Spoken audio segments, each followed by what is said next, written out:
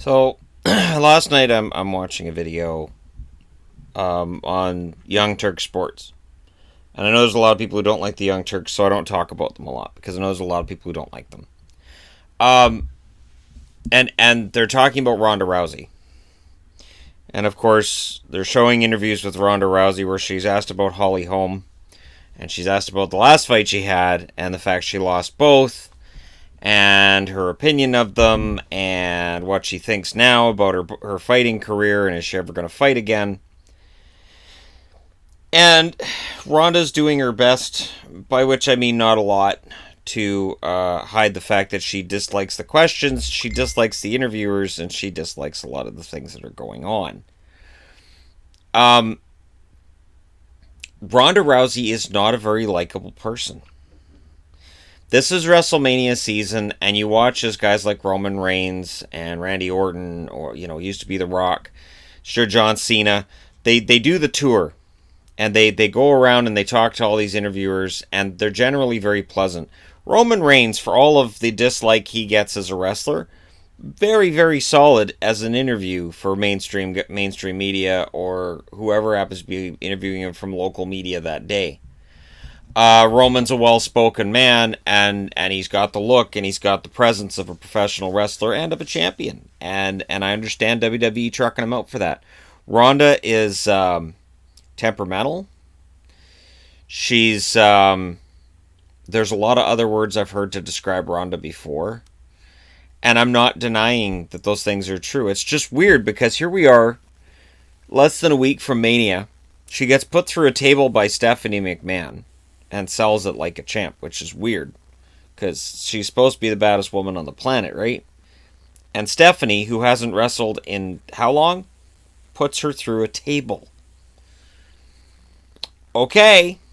And I know people are going to say, well, she trains. Yeah, it's just as silly as when Shane McMahon was fighting The Undertaker and Shane was holding his own. And it felt silly and it felt kind of odd. It was like, so Taker is at the age now where Shane McMahon is a threat.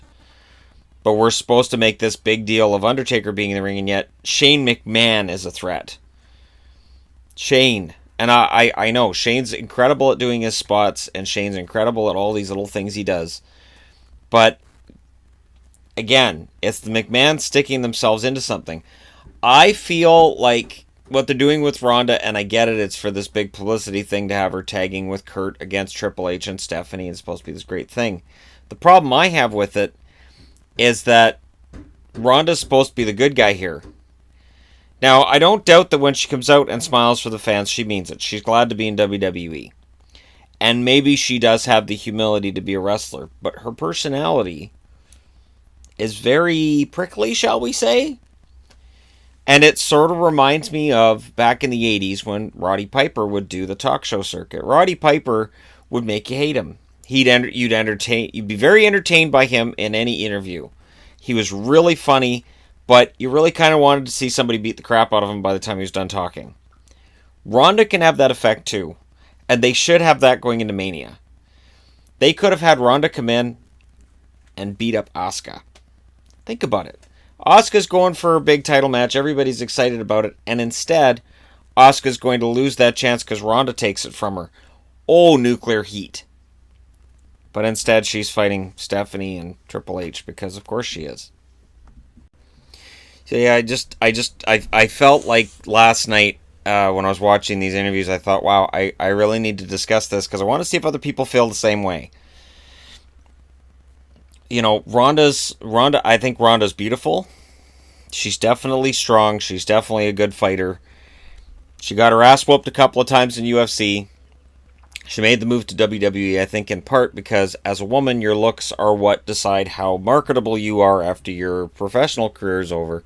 And let's be honest, if she took another beating from somebody like Holly Holm gave her, she might end up scarred up and she might end up not looking pretty anymore, which might destroy her potential for movies and endorsements and all that other wonderful stuff that women look forward to.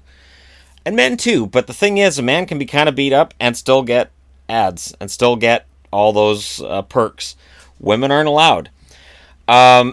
So yeah, it's and I don't agree with that at all, but that's just the way that it works. Anyways, I just wanted to see if anybody else felt that way. I'm going to do a WrestleMania predictions video, and we'll get into the Undertaker John Cena thing,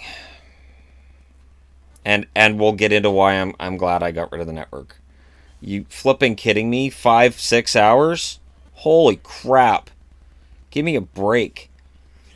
This is turning into the Super Bowl, and not in a good way. I haven't watched a Super Bowl from start to finish in years. There's a reason for that. Alright, thank you guys for watching it. Like and subscribe if you're browsing your way through. You just happened upon this video, and thank you so much for watching. I'll talk to you again soon.